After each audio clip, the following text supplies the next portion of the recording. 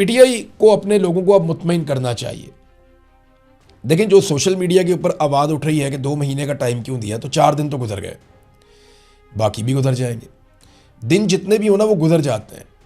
आप इसको कितना भी लंबा करें, इमरान खान साहब ने 3 साल की जेल काट ली है।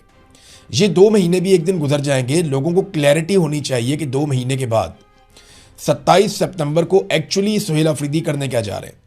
क्या वो एक बहुत बड़ा लॉन्ग मार्च लेकर इस्लामाबाद की तरफ मार्च करेंगे, या वो खैबर पख्तूनख्वा को बंद करेंगे, या वो बड़े पैमाने पर स्ट्रीट मूवमेंट के नतीजे में मुल्क को लॉकडाउन करेंगे, या वो इस्लामाबाद की तरफ एक इस किस्म का जुलूस लेकर जाएंगे जैसा पहले नहीं गया। देखें, अगर तो ये गाड़ियों में जाएंगे तो वो गाड़ियाँ तोड़ देंगे, वो पहले की तरह होगा। जो आइडियल सिचुएशन है वो तो ये है कि 5-10 लाख लोग इकट्ठे हों और पैदल चल पड़ें, यानी स्वाबी तक जाएं, स्वाबी पे जाके रुकें, वहाँ जाके हुकूमत को वार्निंग दें, स्वाबी पे ये बहुत बड़ी एक टेंट सिटी बनाएं, वहाँ पे जो है वो वॉशरूम्स वगैरह लगाएं और लोगों को फैसिलिटेट करें, और फिर गवर्नमेंट को वार्निंग दें, टाइम दें, 2 दिन, 4 दिन, 5 दिन कि हमारे मुतालबात माने जाएं। अगर वो ना माने तो फिर पैदल आगे बढ़ें। जब स्वाबी से आगे आप पैदल बढ़ते हैं ना, तो फिर आपको कई दिन लग जाते हैं इस्लामाबाद जाने में। और याद रखिएगा, अगर आप पैदल आगे बढ़ते हैं और आपके पास सिर्फ ट्रैक्टर ट्रालियाँ हैं जिनके ऊपर आपका खाना आ रहा है पक पक के, फिर तो आपको मसला ही कोई नहीं है, लोगों को खाना खिलाएं, आगे आहिस्ता आहिस्ता आगे बढ़ते जाएं। अक्टूबर का महीना मौसम में बेहतरीन होता है, उसमें आप खुले आसमान के नीचे भी रह सकते हैं अगर बारिश ना हो तो आर्जी बंदोबस्त भी किया जाता है, टेंट वगैरह भी आप साथ रख सकते हैं ट्रैक्टर ट्रॉलियों के ऊपर। अब ट्रॉलियों को तो नहीं तोड़ सकता, उनके तो शीशे होते ही नहीं है। तो ये एक हो सकता है कि अगर 100-150 ट्रैक्टर ट्रालियाँ साथ ले लें, उनके अंदर खाने पीने का सामान, देगे शगे बाकी चीज़ें रख लें, 200-250 ट्रैक्टर ट्रालियाँ हो जाए, ज़्यादा भी हो सकती हैं, और लोगों को लाखों की तादाद में पैदल चलाकर इस्लामाबाद की तरफ ले जाया जाए, तो ये हुजूम एक मुसीबत बन जाएगा। गाड़ियों पे, मोटरसाइकिलों पे आप एक दिन में पहुंचने की कोशिश करते हैं तो वो एक दिन में शो ख़त्म हो जाता है। हुकूमत को भी पता होता है पूरी फोर्स को एक दिन में इस्तेमाल करो, लेकिन इस्लामाबाद ही अगर आप 2 हफ्ते में पहुंचते हैं और स्लो जाते हैं, रास्ते में आप बैठ जाते हैं, फिर आहिस्ता आहिस्ता आप आगे बढ़ते हैं, तो ये बहुत बड़ी मुसीबत बन जाएगी, बहुत बड़ी मुसीबत बन जाएगी पाकिस्तान की फेडरल गवर्नमेंट के लिए। वो इतना प्रेशर, इतना दबाव वो ले नहीं पाएंगे। तो पाकिस्तान तहरीक इंसाफ को जो भी हिकमत अमली है वो फौरी तौर पे बनानी चाहिए। आज चौथा दिन है, अभी तक कोई कार्रवाई मैंने देखी नहीं, कोई एक्टिविटी मैंने देखी नहीं, और तैयारियां अगर करनी है तो तेज़ करनी पड़ेंगी। जगह जगह जलसे करें, जगह जगह कॉर्नर मीटिंग्स करें, बहुत सारी कमेटियां बनाएं, जो नौजवानों की मेंबरशिप है उन्हें तेज़ करें। जिन नौजवानों को जिम्मेदारियां देनी है उनको बताएं कि जनाब आपकी ये रिस्पॉन्सिबिलिटी है, आपकी ये रिस्पॉन्सिबिलिटी है, आपने यहाँ ड्यूटी करनी है, आपने यहाँ ड्यूटी करनी है।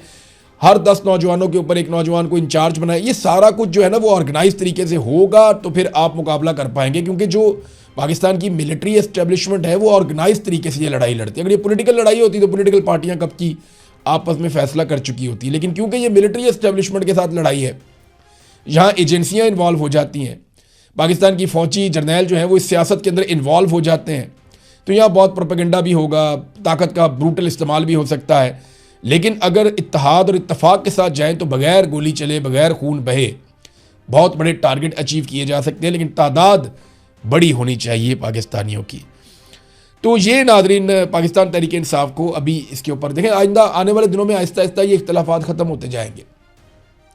मैंने बतौर पॉलिटिकल पार्टी मैंने बड़ा स्टडी किया पीटीआई को। ये अभी लड़ रहे हैं ना, थोड़े दिनों के बाद जैसे जैसे ये दिन करीब आएंगे ये इकट्ठे होना शुरू हो जाएंगे, इनमें आपस में इत्तफाक होना शुरू हो जाएगा, ये सारे रल के जोर लगाना शुरू कर देंगे।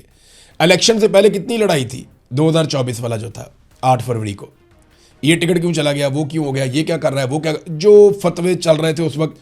लेकिन जब इलेक्शन करीब आया तो एकदम सब में एनर्जी आ गई, वो सारे जुड़ गए एक ही मकसद के ऊपर कि भाई अब जिसको भी हमने नॉमिनेट कर दिया ना उसको इलेक्शन हमने जितवाना है। तो वो सॉफ्ट रेवोल्यूशन था। एस्टेब्लिशमेंट को बदतरीन शिकस्त पाकिस्तान की तारीख में अगर कोई हुई है तो वो 8 फरवरी 2024 को हुई है, जब ये अपनी सारी ताकत लगाने के बावजूद, अपने सारे हरबे इस्तेमाल करने के बावजूद अवाम से हार गए थे। लेकिन इन्होंने हार मानी नहीं है, तो अब अवाम को इन्हें सिर्फ हराना नहीं है बल्कि इनसे हार मनवानी है, एक स्टेप और आगे जाना पड़ेगा। खैबर पख्तूनख्वा असम्बली में एक बड़ा अच्छा काम किया, क्योंकि खैबर पख्तूनख्वा की गवर्नमेंट है उसकी बात हो रही थी, तो मैं ये भी आपके सामने जिक्र कर देता हूँ। जो इन्होंने एक बड़ा मुतनाज़ किस्म का बिल लेकर आए थे, जिसमें ब्लू पासपोर्ट वाली एक शिक थी कि ताहयात अरकान असम्बली को ब्लू पासपोर्ट दिया जाए, फैमिलियों को भी दिया जाए।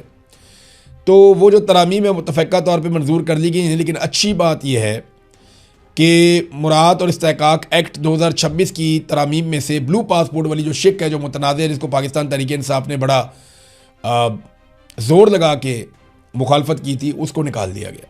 देखिए इतनी पॉजिटिव बात है। आवाम की बात अगर किसी पॉलिटिकल पार्टी में या किसी हुकूमत में मानी जाए तो ये बहुत अच्छा साइन है, इससे जमहूरियत आगे बढ़ती है। तो PMLN को देखें परवाह नहीं होती, जो मर्जी कर लेते हैं। जरदारी साहब को कोई परवाह नहीं, उन्होंने सिंध का पानी दे दिया, चोलिस्तान में ले जाओ नहरें निकाल के, आप वहाँ पे जाके इस्तेमाल कर लो, किसी से पूछा ही नहीं। जो दिल करता है ख़रीद लेते हैं, कभी जहाज़ ले लेते हैं, कभी कुछ ले लेते हैं। ये जो मर्ज़ी करें, जिसको मर्ज़ी मिनिस्टर लगाएं, जिसको मर्ज़ी जिस मर्ज़ी ओहदे पर बिठाएं, इनको सवाल नहीं किया जा सकता। जब सवाल कोई नहीं कर सकता तो फिर इन्हें जवाब देना भी नहीं होता, तो ये अपनी मनमानी करते हैं। लेकिन PTI के अंदर ये कल्चर है फ़िलहाल। ये माजी में पीपल्स पार्टी में ये कल्चर हुआ करता था, बड़ा शानदार कल्चर था, लेकिन जरदारियों का जब कब्ज़ा हुआ तो वो बिल्कुल कल्चर तब्दील हो गया। अब PTI में है कि वो मुज़ामत करते हैं लोग और मुखालफत करते हैं गलत चीज़ की, तो ये गलत चीज़ जो है इसको रोका गया। क्रेडिट गोज़ टू आम कारकुन जो है पाकिस्तान तहरीक इंसाफ का, ये उसका क्रेडिट है। नाज़रीन, बिलावल ने गुज़िश्ता 4 दिनों में ना 4 अलग अलग तरह के स्टेटमेंट दिए। इसका मतलब पता है कि इनके पास अपना कोई बयानिया ही नहीं है, और बयानिया इसलिए नहीं है कि इस वक्त ये जालिम के साथ खड़े हुए हैं और मजलूम जो है उसको कुचलने में अपना किरदार अदा कर रहे हैं। याद है ना वो ब्रूट मेजॉरिटी, डंडे वाली जमहूरियत, फिर जरदारी का कहना कि हम एस्टेब्लिशमेंट के हाथ मजबूत करेंगे। ये सारा गंद इन्होंने ही मारा हुआ है, बिलावल जरदारी ने और आसिफ जरदारी ने। तो 4 दिनों में 4 अलग अलग किस्म के बयान दे चुका, कोई बयानिया है ही नहीं इनके पास। पहले कहते टिक टॉक आपका जो है वो काउंटडाउन शुरू है, फिर बाद में कहता है वज़ीर आज़म बहुत अच्छा है, ये अपना टाइम पूरा करेगा। यानी कभी ये कुछ कहता है, कभी कुछ कहता है, फिर कहता है जी मेरे पाँव में आप लोग पड़ेंगे, फिर कहते हैं मेरी तो लड़ाई नहीं है, लड़ाई तो लाहौर और इस्लामाबाद की है। यानी ये तो लड़ाई हो रही है मरीम नवाज़ या नवाज शरीफ की, शहबाज शरीफ के साथ, ये तो आपस में लड़ रहे हैं, मेरी तो लड़ाई ही नहीं है। तो बिलावल के पास कोई बयानिया, कोई स्टेटमेंट कुछ भी नहीं है, ना कोई कारकर्दगी है जिसकी बुनियाद के ऊपर ये अगले इलेक्शन में जाएँ और बनना है जनाब को वज़ीर आज़म। ये कैसे हो सकता है? नाज़रीन, पेट्रोलियम मसनूआत की कीमतों के हवाले से एक डाटा मेरे पास आया, और ये हमारे सहाफ़ी हैं उबैदुल्लाह आबिद, उनकी वॉल से है। फैक्ट है, आप चेक भी कर सकते हैं गूगल पे जाके, ये ऐसे ही है। पाकिस्तान में जो है ना वो गुज़िश्ता 2-2.5 माह में, 3 माह में पेट्रोलियम मसनूआत की कीमतें बहुत तेज़ी से बढ़ाई गई। कम भी की, बढ़ाई भी हैं, लेकिन जब से जंग हुई है हमने तो कीमतें बहुत तेज़ी से बढ़ाई। और डीजल की कीमत जो है वो कितनी हम ऊपर लेकर चले गए, पेट्रोल की कीमत कितनी ऊपर लेकर चले गए। सिर्फ 15 दिन में हमने 70 रुपये कीमत बढ़ा दी डीजल की। लेवी हम लगातार बढ़ाते चले जा रहे हैं। क्या आपको पता है कि भारत में पेट्रोलियम मसनूआत की कीमतों में आखिरी बार जो इजाफा हुआ था वो 15 मई को हुआ था। जून, जुलाई, ये अगस्त आ गया, यानी 3 महीने पहले वहाँ पे एक आखिरी इजाफा हुआ था भारत के अंदर और पेट्रोलियम मसनूआत की कीमत में, और वो 3 रुपये का इजाफा हुआ था। सिर्फ 3 रुपये उन्होंने पेट्रोल बढ़ाया था 3 महीने पहले, फिर नहीं बढ़ाया उन्होंने।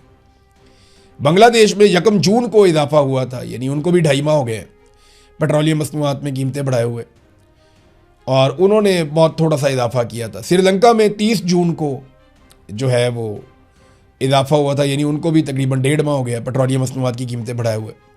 और हमारे पास इस अरसे में हर दिन इजाफा होता है, हर दिन पेट्रोलियम लेवी बढ़ती है। आलमी मंडी में कीमत कम होती है, हम क्या करते हैं पेट्रोलियम लेवी बढ़ा देते हैं और उसका इम्पैक्ट आवाम तक नहीं आने देते।